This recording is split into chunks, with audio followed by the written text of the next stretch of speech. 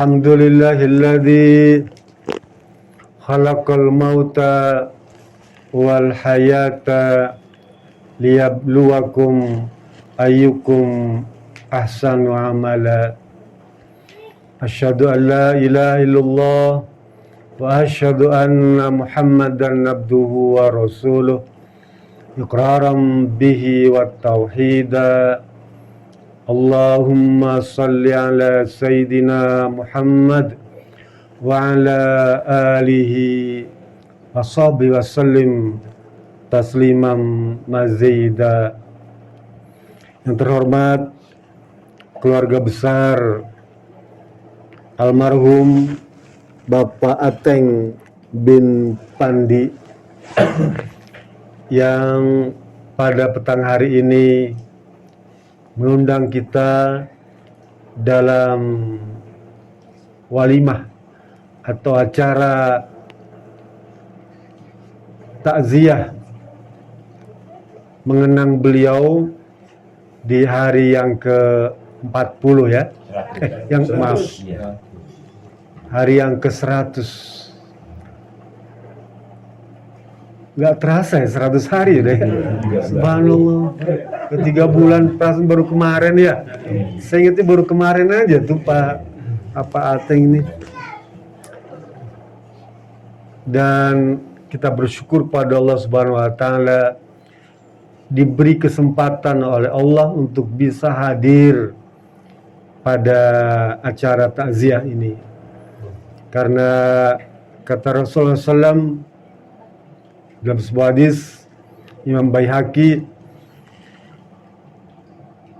ma min mu'minin yu'azzi akhahu bimusibatin illa kasahullahu min hulalil karamah yaumal qiyamah. Kata Rasulullah SAW, tidaklah orang beriman itu ya memberikan nasihat kesabaran. Takziah itu bisa dimanakan memberikan nasihat tentang kesabaran atau memberikan hiburan ya. Memberikan nasihat kesabaran atau memberikan hiburan kepada saudaranya yang mendapatkan musibah atau yang sedang diuji oleh Allah Subhanahu wa taala karena ada anggota keluarganya yang meninggal dunia, kecuali Allah akan menyematkan kepadanya pakaian kemuliaan pada hari kiamat nanti. Kan? Kita bersyukur Pak, dikasih kesempatan bisa hadir acara takziah ini karena Allah menjanjikan kepada yang hadir takziah tuh apa janjinya? Mendapatkan pakaian kemuliaan di akhirat nanti tuh. Dia pakaian kemuliaan, bukan pahala, bukan ganjar, ini pakaian kemuliaan. Kayak apa jenderal bintang 5 tuh.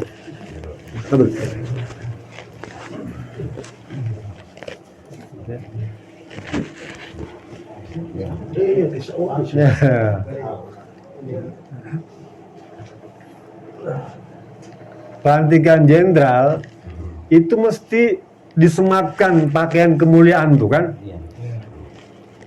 Pundak kiri, pundak kanannya dikasih bintang kan 4. Nah, berat.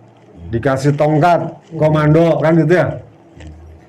Lah yang begitu tuh bukan hanya jenderal di dunia ya, tapi nanti di akhirat kita akan dapatkan nih yang takziah nih ya. Kita dapatkan itu. Oleh karena itu beruntung kita bisa hadir nih Pak. Dan bersyukur pada Allah Subhanahu wa taala. Ya. Masuk Pak.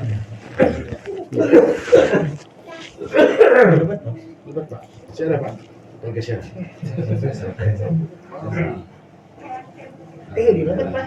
Kabar bagus. Di lalu kan dulu masih kena anak kosong. Iya. Ayo kan? Jadi kita bersyukur tuh Pak ya, punya kesempatan hari itu. Yang tidak dia dapatkan pada ibadah yang lain. Ya. diberikan kepada yang takziah. Di samping itu ada ganjaran yang juga diberikan, ya, kebaikan, pahala yang bahkan mungkin ganjaran itu diberikannya ketika kita masih di dunia, masih hidup tuh. Bayangkan kita ketemu kan silaturahmi nih, ya, bisa silaturahmi. Apa kata Rasulullah SAW? Orang yang sering silaturahmi, menjaga hubungan baik itu, paling nggak dia dapat 3 kebaikan tuh. Panjang umurnya, iya, murah rezekinya, enteng jodohnya.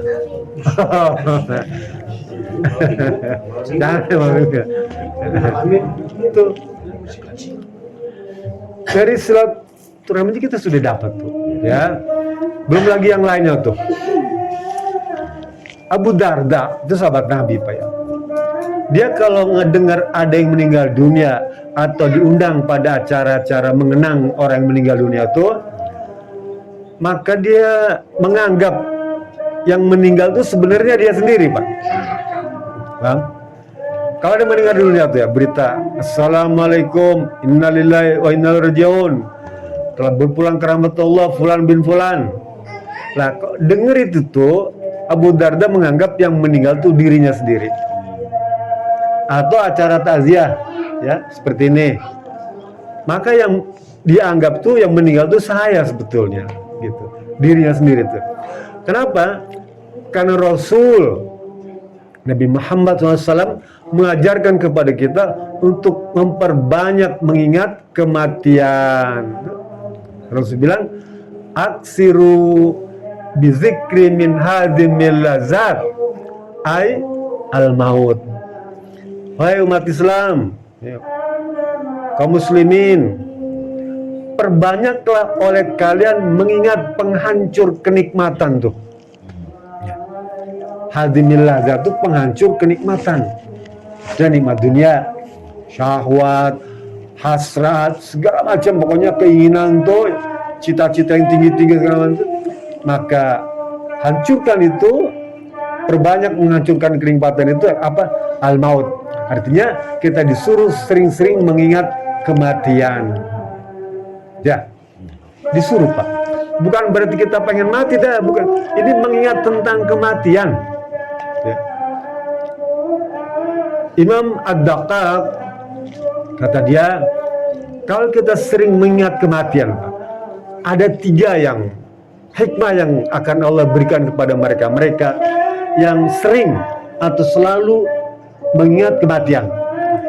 Apa? Kata beliau yang pertama, biasanya orang yang sering mengingat kematian segera bertobat. Ya, segera bertobat. Setidaknya dia tidak akan melakukan perbuatan kemungkaran lah. Ya. Takut meninggal besok. Sian kan, takut dia. Buru-buru dia bertobat, atau paling nggak dia kalau diajak berjudi nggak mau dia. Yuk, sana ada mancing tuh, Galatama, nggak mau. Takut kebawa keseret sama ikan, ntar nyungsap. Gitu ya. Takut, Pak. Gitu ya. Gak pernah mancing. Apalagi main kartu kan itu ya, yang taruhan gitu ya. Main kartu taruhan, ya. Atau tumpangan gitu ya. Nggak mau. Ini ada kan, baru dia tabiin ya. Dia takut, Pak. Dia bilang, saya perbanyak mengingat kematian. Dan hikmahnya itu, dia segera bertobat dan paling nggak dia nggak mau berbuat salah lah. Ada yang ngajak misalnya bikin manipulasi, nggak mau dia. Ya. Ada diajak juga kesannya ada barang baru, dugem. Masih baru dicuci. Nggak mau dia, ya. Nggak mau itu. Pendek kata, kalau diajak perbuatan keliru dia nggak mau lah. Ya. Atau bahkan disediakan makanan dia. Kalau di situ ditongkrongin babi, kepala babi, anjing, misalnya minuman keras, dia udah tahu ini haram, nggak mau dia. Ya. Paling nggak dia berusaha juga menghindari makanan atau minuman atau pemberian yang syubhat, yang ragu-ragu tuh, ya. Dia nggak mau, Pak. Kalau yang haram sejelas lah, kayak babi udah nggak mau, udah tahu. Whisky udah tahu haram. Istilahnya preman juga hafal kan? Kalau whisky itu haram, preman hafal. Iya. Apalagi kita orang beriman semua kan? Pastilah. Tapi dia berusaha menghindari barang-barang yang syubhat tuh, yang meragukan. Dia meragukan itu, saya nggak mau. Ini makanan ini beli di mana nih? Itu di Tuan Liong tuh. Oh, itu dia motong ayamnya gimana tuh? Jangan penggorengan campur, ya. Penggorengan campur babi, kan ragu-ragu ya. Jangan-jangan motong ayamnya juga salah-salah, ya. Sembarangan aja. Nggak mau. Mohon maaf ya, saya nggak mau makan mie keriting nih. Beli di sana tuh, di mana? Ya, yang rumah makan apa tuh di daerah sana di Bandung ya. Iya. Nggak mau saya. Soalnya ragu-ragu kan. Dia menghindari itu Pak. Menghindari itu. PDKT yang meragukan dia nggak mau. Apalagi yang haram. Jelas-jelas. Pertama tuh ya, kata Dakak hikmahnya tuh. Yang kedua, dia segera beribadat tuh atau memperbanyak ibadah. Hikmah mengingat kematian itu yang kedua adalah memperbanyak ibadah tuh.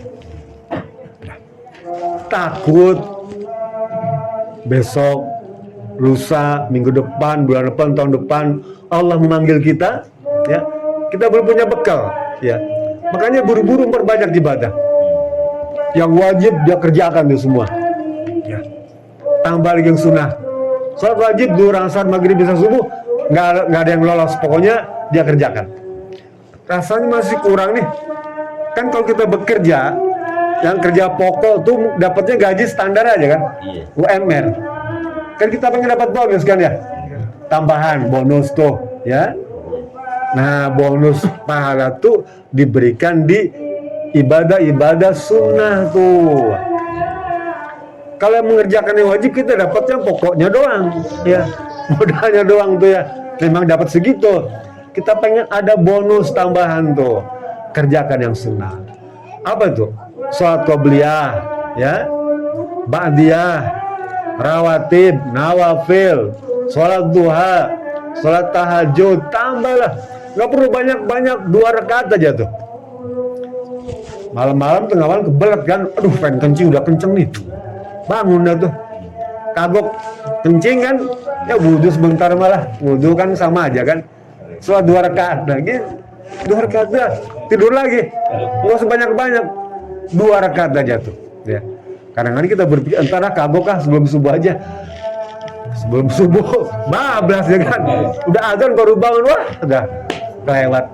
Jadi begitu jam 1, jam 2 bangun, bahkan jam 11 tuh ya, bangun. Udah sekalian kamar kecil, ke toilet, wudhu, sholat 2 rakaat, sudah. Jangan banyak-banyak, 2 aja cukup. Begitu tidur lagi, ya. Atau misalnya nonton bola Barcelona, boleh. Tapi udah 2 rakaat kan itu ya. Jangan sambil sholat sambil nonton bola, repot juga. Aduh, begitu waladzolin itu bareng gol.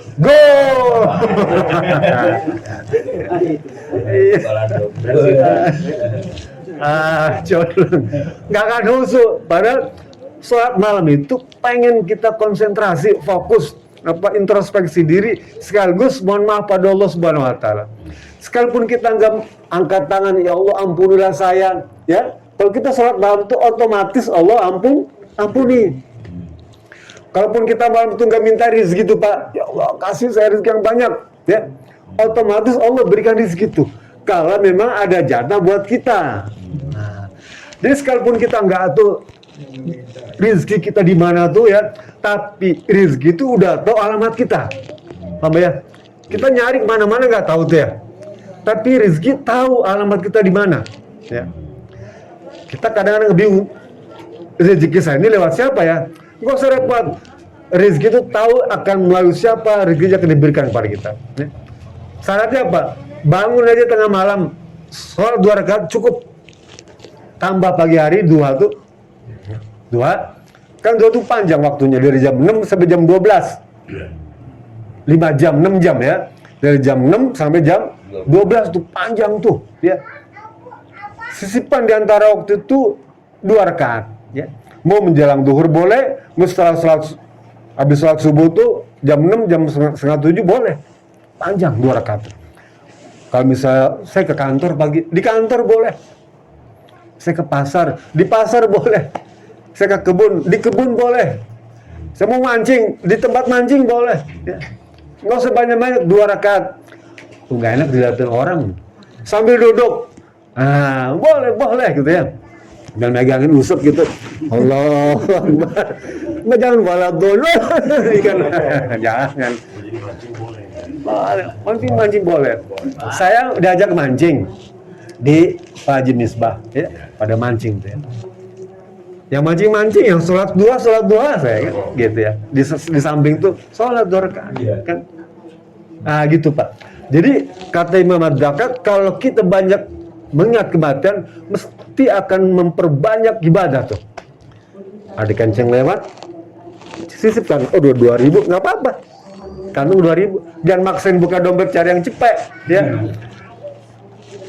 Aduh, 100 nih. Kadang-kadang suka pamer juga, digulung, dilipat, masukin, tapi diambil lagi sama dia. Masukin doang, ambil lagi. Padahal buat jodok yang nyangkut. Waduh saja. Gak apa-apa, ada 2.000 masukin, gak apa-apa. Ini sedekah. Ya. Kata Ustadz, senyum itu sedekah gitu ya. Begitu kenceng lu dia senyum aja. Kenapa senyum? Sedekah Pak. Kenceng lewat sedekah gitu. Ya. Yang kedua tuh ya, perbanyak ibadah Pak. Hikmah mengingat kematian. Yang ketiga, sifat qanaah. Apa qanaah itu? Merasa cukup dengan apa yang telah Allah berikan kepada kita. Qanaah.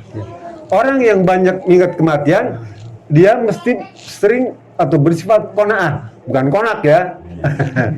Qanaah. Merasa cukup dengan apa yang telah Allah beri kepada kita. Cukuplah. Pengen beli mobil cukup. Beli rumah cukup. Kawin lagi cukup. Jangan. Ya, cukup. Apa yang ada cukup, Pak. Ya katakanlah kita sudah bekerja, udah pensiun ya. Pensiun.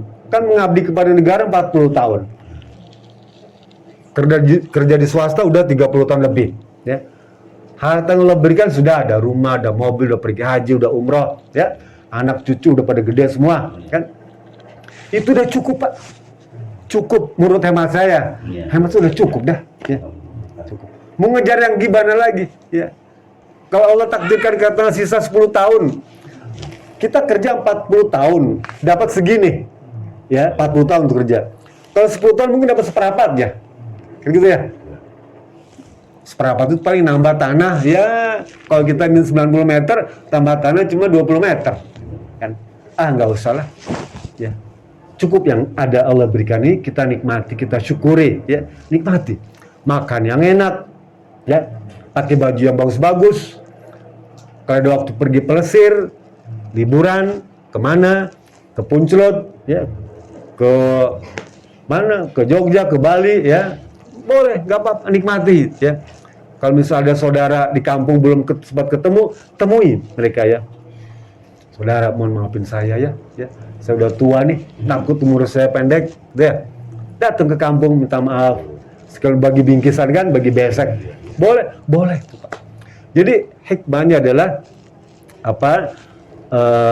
Qanaah, menganggap cukup apa yang telah Allah berikan tuh.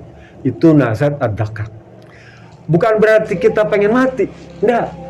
Karena Rasul juga melarang, Pak. Kata Nabi bilang dalam hadis Bukhari Muslim tuh, la yatamannayanna ahadakumul maut. Janganlah kamu sekali-kali punya cita-cita, keinginan pengen mati. Nggak boleh, Pak. Nggak boleh tuh. Pengen mati nggak boleh, apalagi bunuh diri. Ya. Pengen mati aja nggak boleh. Keinginan itu menghayal. Kan kalau kita misalnya menghadapi kesulitan hidup tuh ya, mungkin terbayang. Kayak kemarin itu apa? Tentara. Ya, yang bunuh istrinya tuh kan ya, ya pakai pembunuh bayaran tuh, dia bunuh diri kan, dia menenggak racun tuh, dia bunuh diri tuh, karena udah ketahuan kan, wah dia bingung kali. Nah dalam keadaan begitu pun kita nggak boleh Pak, dan punya pikiran kita pengen mati, nggak boleh Pak.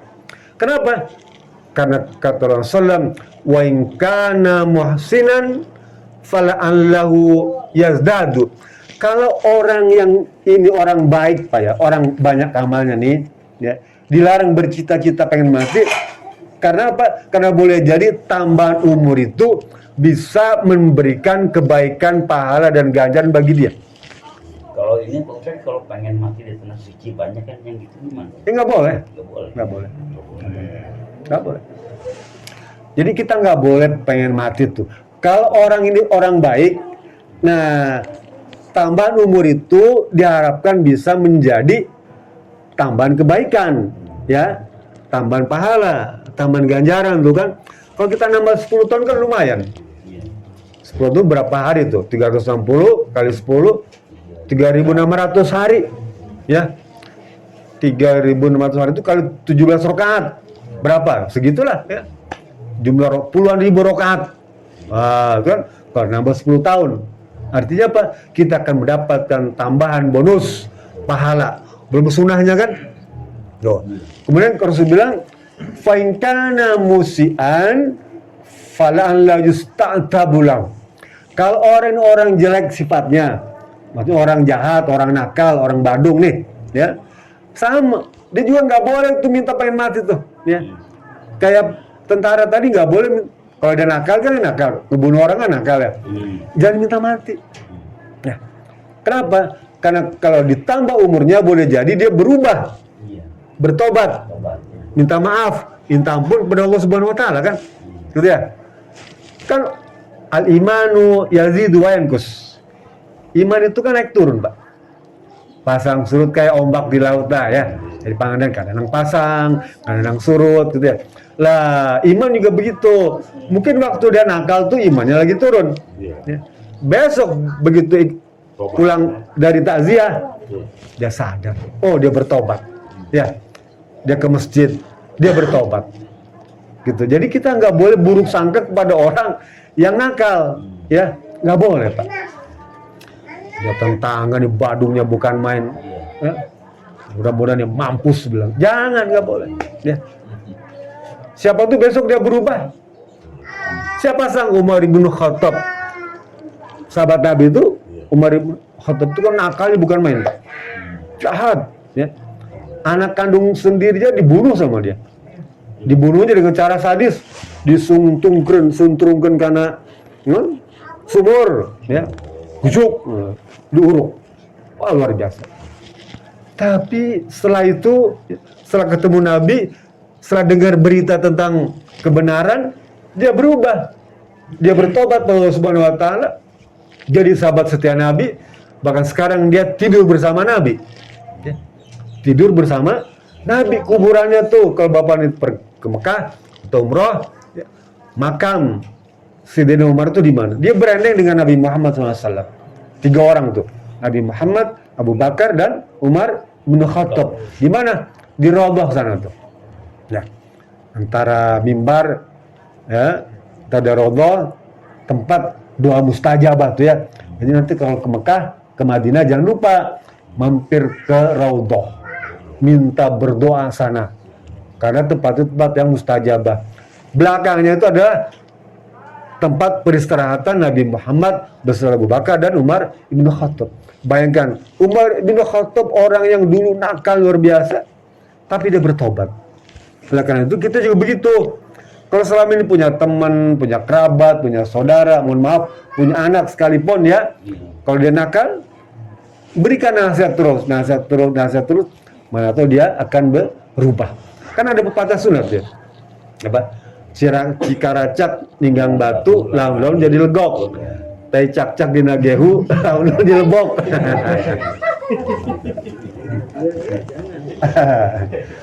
Itu ya, sama orang nakal juga begitu. Terus jangan kasih nasihat, jangan bosan-bosan terus. Ya. Insya Allah. Bapak Allah Subhanahu Wa Taala. Ya. Jadi kalau kematian itu semua orang pasti mati, Pak. Ya. Karena dia bagian dari kehidupan. Bagian kehidupan itu ada ajal. Ya. Ada lahir, ada ajal loh. Itu bagian kehidupan. Dan mati itu bukan akhir dari kehidupan, ya, tapi dia merupakan awal kehidupan yang baru. Oleh karena itu kata Sayyidina Abu Bakar, ya, raihlah segera oleh kalian kematian, niscaya Allah akan memberikan kepadamu kehidupan. Tuh. Artinya apa? Ketika kita mendapatkan kematian tuh, maknanya Allah berikan kehidupan yang baru. Ya. Jadi Bapak Ateng bin Pandi ini bukan berarti akhir dari kehidupannya, cuma berpindah tempat saja dari alam dunia ke alam barzah itu. Di sana ada kehidupan tersendiri yang kita tidak tahu bagaimana bentuk kehidupannya itu.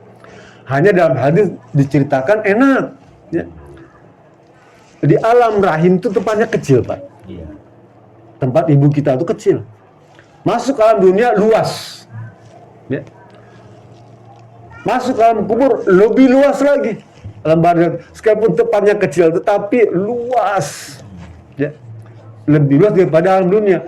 Nanti masuk alam akhirat tuh, alam surga neraka, dia lebih luas lagi. Ya. Jadi jangan ngebayangkan alam kubur itu tempat yang kecil itu. Dia lebih luas daripada alam dunia ini. Sejauh mata memandang tempat kita tinggal tuh, Pak. Ya. Bahkan bagi orang-orang soleh, kuburan itu tempat yang sangat menyenangkan. Kita rumah paling besar, rumah saya cuma 164 meter. Ya, rumah saya itu. Kecil. Kuburan itu, sekalipun kelihatan 2x1, dia paling enggak ukurannya 70 hasta atau 70 meter ke 70 meter. Hampir satu lapangan bola. Rumah kita tuh yang kelihatan kecil tuh nanti tuh, ya, berukuran seperti lapangan bola. 70 kali 70 meter. Rumah kita yang kan kita tempatnya sebentar lagi nih. Mungkin bulan tahun depan, mungkin bulan depan, mungkin minggu depan tuh luas, ya. Syaratnya apa? Syaratnya tadi, ya, bertakwa kepada Allah Subhanahu Wa Taala untuk meraih alam barzah yang baik tuh. Jadi jangan ada semacam kerisauan tentang alam barzah itu, ya. Jangan. Kalau memang Allah takdirkan memberikan jatah sekian, sudah. Kita berbesar hati dan tetap berbaik sangka kepada Allah Subhanahu Wa Taala. Karena Allah memberikan yang terbaik bagi kita. Jadi orang yang sudah meninggal dunia itu itulah yang terbaik bagi dia. Ya. Yang terbaik bagi dia. Ya. Hari ini pun kita diberikan keadaan seperti ini yang terbaik bagi kita. Bayar. Saya cuma dikasih anak 2. Cucu 1 mau 3. Itu yang terbaik. Itu yang terbaik. Ya. Hari ini itu yang terbaik. Di kantong, di dompet cuma ada uang 20.000. Itu yang terbaik sudah. Ya. Terbaik. Apa maksud terbaik? Dengan begitu kita kan berpikir, oh ya, saya mesti nyari buat besok. Ya. Itu kan satu dorongan. Hari ini sakit, itu yang terbaik bagi dia. Kenapa? Karena pada waktu itu dia akan banyak berpikir, beristighfar, bertobat pada Allah Subhanahu Wa Taala dan segera berobat. Kan itu ya? Karena berobat itu sunnah. Sunnah dia. Dalam hadis Rasul bilang, sekalipun kamu sakit keras tuh, ya. Hadis berikutnya, la yatamannayanna ahadukum bil maut bidurrin, ya. Sekalipun kita dalam keadaan menderita, ya, sakit keras, kesehatannya rendah, hartanya minim, tetap kita dilarang untuk minta kepada Allah untuk meninggal dunia. Wa in kana la budda fa'ilan, sekali kecuali kalau kita sudah nggak kuat lagi, contohnya kanker. Kan kanker tuh, ya. Penyakit kanker udah luar biasa sakitnya, disuntik morfin setiap hari tuh, ya. Sakit luar biasa, nggak kuat rasanya. Itu pun hanya bilang kepada Allah, berdoa kepada ya Rabb, kalau sekiranya kehidupan ini lebih baik bagi diriku, tolong sembuhkan penyakitku dan panjangkan umurku. Tuh. Tapi kalau sekiranya kehidupan akhirat itu lebih baik bagi diriku, tolong segera engkau wafatkan. Itu pun kalau sudah tidak mampu lagi kita menanggung, nih, nggak tahan sakitnya lebih. Kalau cerita teman-teman saya tuh Pak yang kena cancer tuh atau yang operasi jantungnya harus bypass itu, dia sakitnya luar biasa Pak. Mohon maaf ya, kalau yang punya penyakit jantung itu, kalau misalnya dia bisa diketahui lebih awal ya, cepet-cepet dah ya. Karena kalau serangan datang dia sakitnya hebat Pak. Seperti orang ditimpa batu yang berat tuh. Nah, seperti kita badan kita digilas oleh kendaraan tuh ya. Sakit sekali katanya gitu ya. Jadi kalau misalnya bisa diketahui lebih awal, ya boleh pasang ring, boleh bypass ya. Bypass yang terbaik tapi risiko tinggi ya. Ring lah yang mudah, atau menghindari makanan-makanan ya gitu ya yang punya potensi mengganggu kesehatan. Saya teruskan. Jadi apa? Kematian itu bukan akhir dari kehidupan, bahkan dia awal ya kehidupan kita yang baru. Dan kata Bu Darda, saya lebih suka dengan kematian. Kenapa? Karena dia akan berjumpa dengan Allah Subhanahu wa Ta'ala. Kata Rasulullah SAW hadis Siti Aisyah, ya, man habba liqa Allah, ahabballahu liqa'ah. Barang siapa senang pengen ketemu Allah, Allah juga senang ketemu dengan kita. Ya.